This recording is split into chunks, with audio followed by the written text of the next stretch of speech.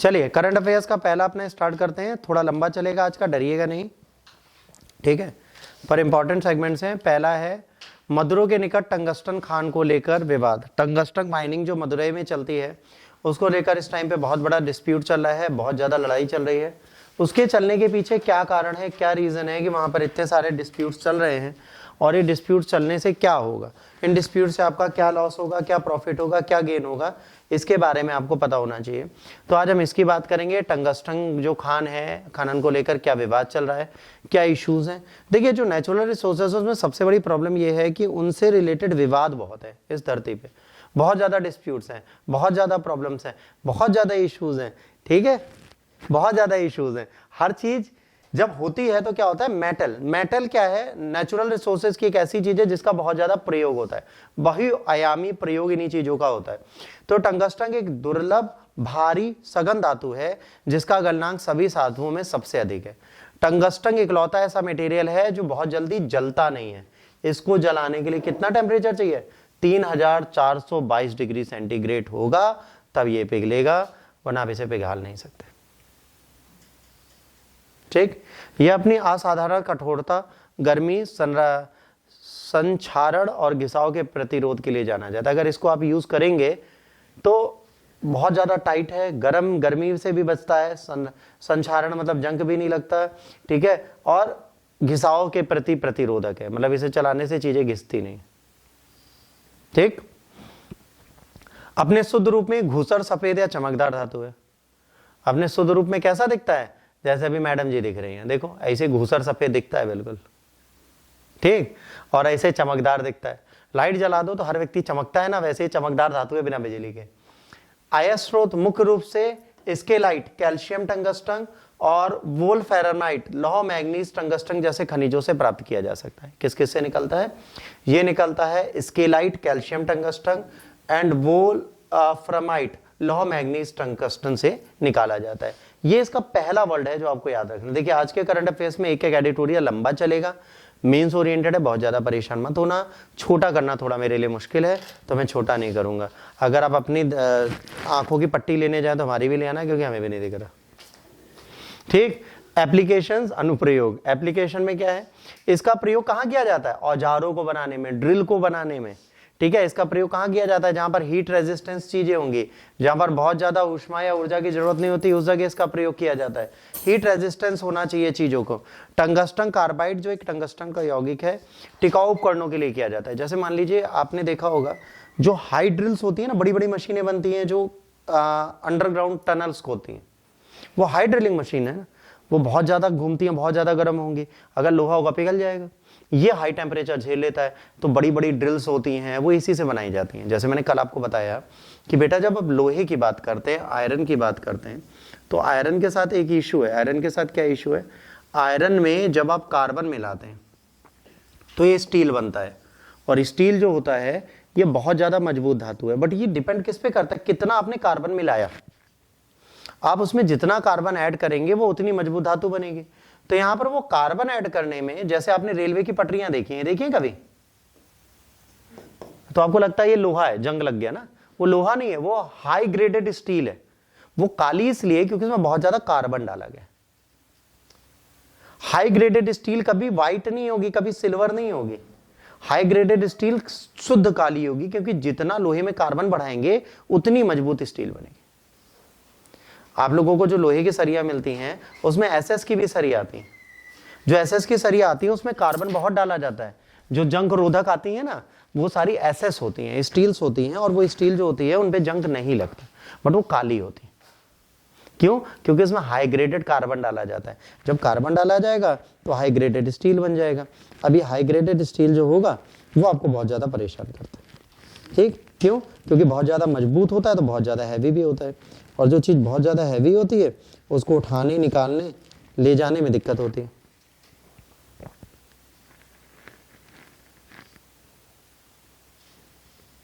ठीक, तो अगर आपको कोई चीज करनी है, हाई ग्रेडेड स्टील चाहिए, तो उसके लिए आपको क्या चाहिए होगा,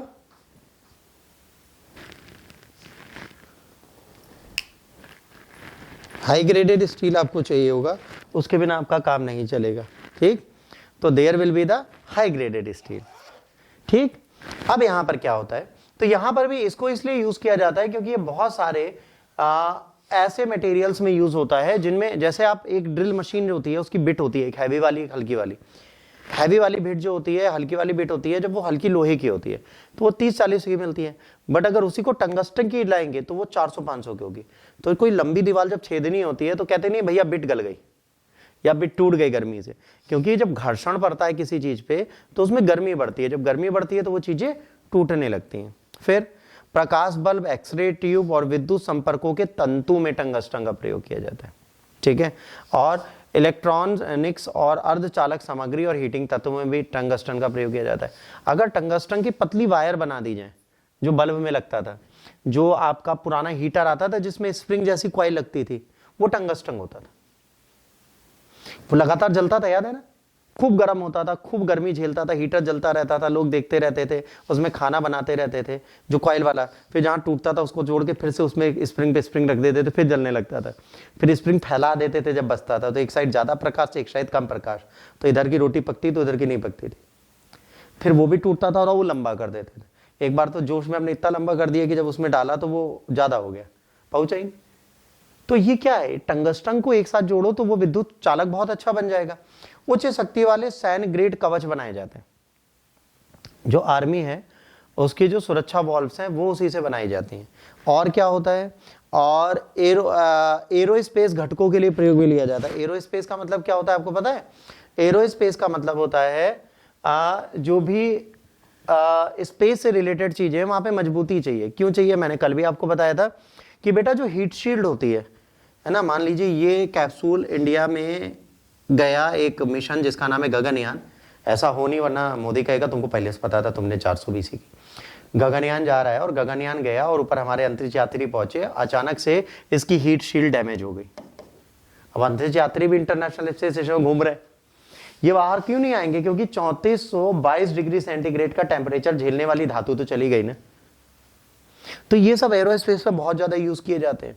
और मिसाइल टिप इसी से बनाई जाती है। ठीक है, विकिरण परीक्षण इसी से किया जाता है। तो मिसाइल की टिप, जो मिसाइल होती है ना, जो ऐसे जाती है, उसके आगे का जो मुंहा होता है वो टंगस्टन से बनाया जाता है, क्योंकि हीट को बर्दाश्त कर सकता है वो। तो ऐसा नहीं लोहा बना दे, पता लोहा बनाया, मिसाइल जा यूं रही थी, बाद में ये हो गई, कहां दागेगी, वो फैल गई ना। तो टंगस्टन का प्रयोग बहुत सही तरीके से किया जाता है। मेडिकल एप्लीकेशन, चिकित्सा इमेजिंग उपकरणों में और कैंसर उपचारों में विकिरण परीक्षण सामग्री के रूप में उपयोग किया जाता है। इसका प्रयोग क्या किया जाता है? चिकित्सा इमेजिंग उपकरणों और कैंसर उपचारों में विकिरण परीक्षण सामग्री के रूप में किया जाता है। हरित ऊर्जा एवं उच्च तकनीकी प्रयोग, पवन टर्बाइनों, ऊर्जा और प्रौद्योगिकी क्षेत्रों में सुपर मिश्र धातुओं में इसकी आवश्यकता होती है। सुपर एलॉय जो बनते हैं एनर्जी सेक्टर में और टेक्नोलॉजी सेक्टर्स में, सुपर एलॉय का मतलब होता है एक ऐसा मिश्रण धातु जो बहुत ज्यादा मजबूत हो और उसको मिला के एलॉय बहुत अच्छा बने। तो टंगस्टन का प्रयोग वहां पे भी किया जा सकता है। अब भारत में टंगस्टन कहाँ पाए जाते हैं?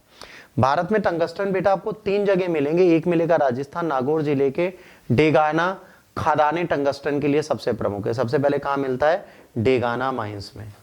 ठीक, दूसरा आंध्र प्रदेश में। आंध्र प्रदेश में सिलाइट डिपॉजिट्स जो हैं वहां पे मिलता है, ये है श्रीकाकुलम में। ठीक है, इसके बाद कर्नाटक में चित्रदुर्ग और मैसूर में मिलता है। आज की डेट में टंगस्टन जो है उसका पूरा भारत आवश्यकताओं को खुद पूरा करता है आयात करके। ठीक है, आज क्या है भाई, हमारे पास इतना नहीं आता तो हम क्या करेंगे? हमारे पास आता है तो ठीक, अब नहीं आएगा तो डोमेस्टिक प्रोडक्शन के लिए हमें इंपोर्ट करना पड़ेगा, एज ऑब्वियस है। अब यहाँ पर प्रॉब्लम क्या आएगी?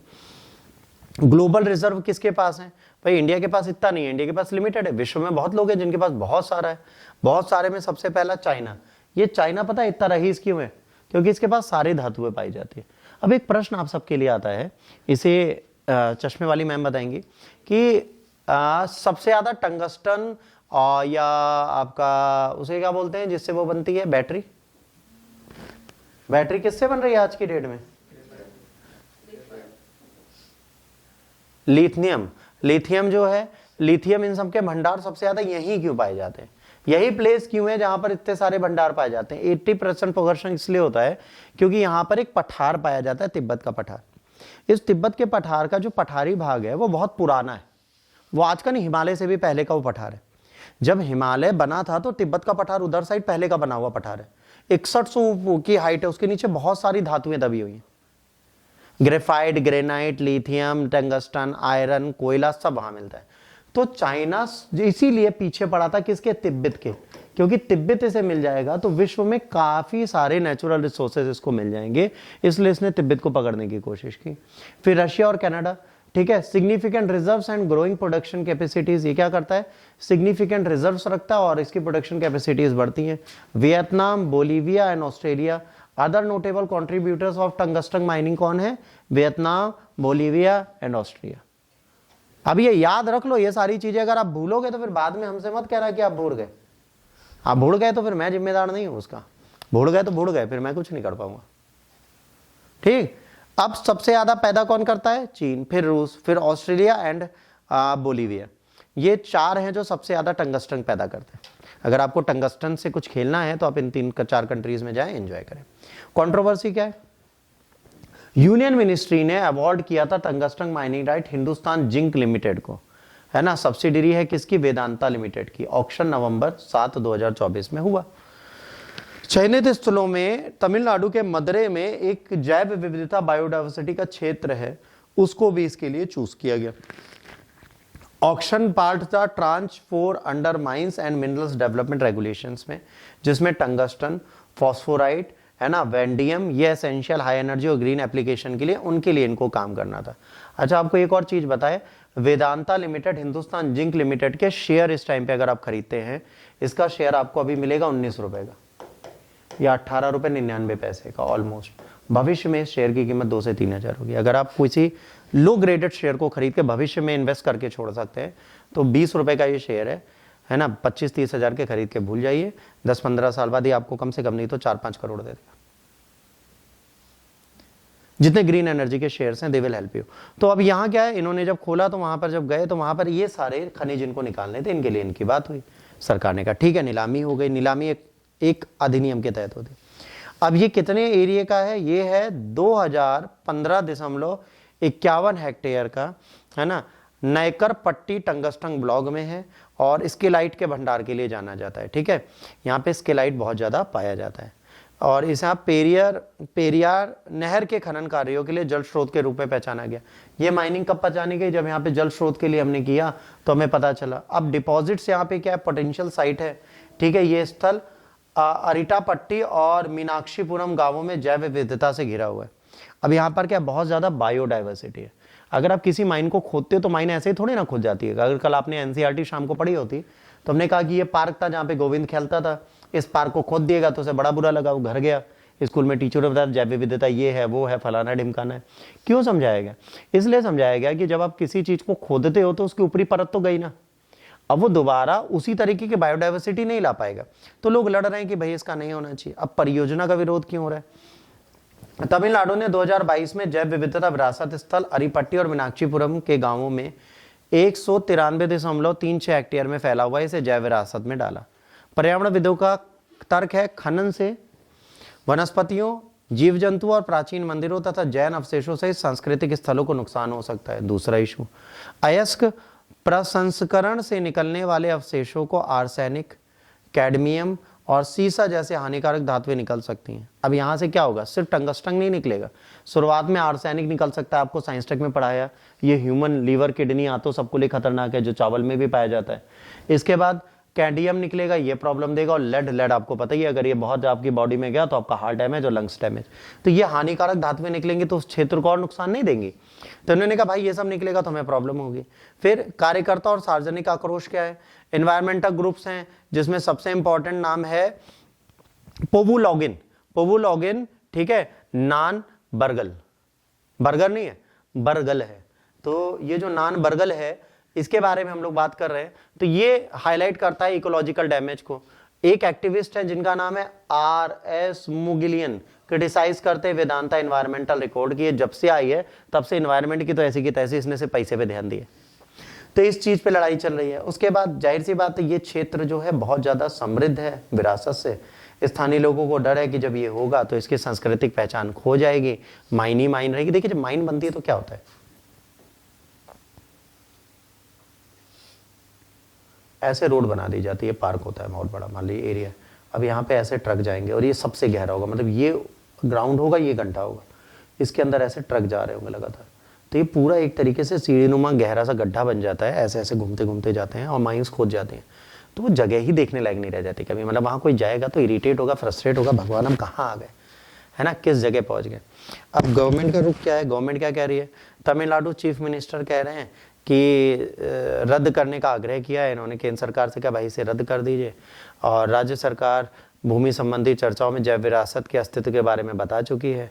फरवरी 2004 में शुरू नीलामी में तमिलनाडु सरकार से कोई विरोध नहीं हुआ। सरकार का क्या कहना है, सरकार ने कहा जब हम नीलामी कर रहे थे, हमने जब इसका ऑक्शन का रिपोर्ट डाली थी फरवरी 2024 में, नवंबर में दिया ना, 10 महीने कहाँ थे तो कह रहे उस 8-9 महीने में भी तो आके बोलते ना मुझसे कि भाई ये नहीं कराना मुझे, तो मैं नहीं करता। अब जब तुमने बताया नहीं, अब तो मैंने कर दिया, अब तो वेरी सॉरी, मैंने कर दिया तो कर दिया, अब तो मैं यही करूंगा। यहाँ पे इस बात की लड़ाई चली।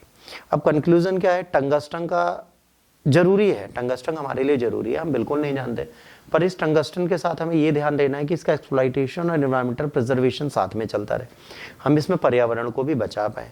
केंद्र सरकार के रणनीतिक लाभों पर प्रकाश डालती है, तमिलनाडु और पर्यावरण समूह जैव विविधता और सांस्कृतिक विरासत के संरक्षण पर जोर देते हैं। यहाँ पर ये दिखा रहा है तमिलनाडु गवर्नमेंट और वहाँ के जो एनजीओज है वो कल्चरल हेरिटेज और बायोडाइवर्सिटी को बचाने के लिए प्रतिबद्ध रहते हैं। इससे ये एक मिसाल कायम करता है भारत में भविष्य में इसी प्रकार के संसाधन प्रबंधन विवादों से कैसे निपटा जाएगा। अब यहाँ पर जो डिसीजन आएगा, इसका परिणाम जब ये बताएगा हमको कि आने वाले टाइम पर अगर ऐसे इश्यूज होते हैं तो किस तरीके से हम इस सिचुएशन को हैंडल करेंगे और आने वाले टाइम पर काम करेंगे।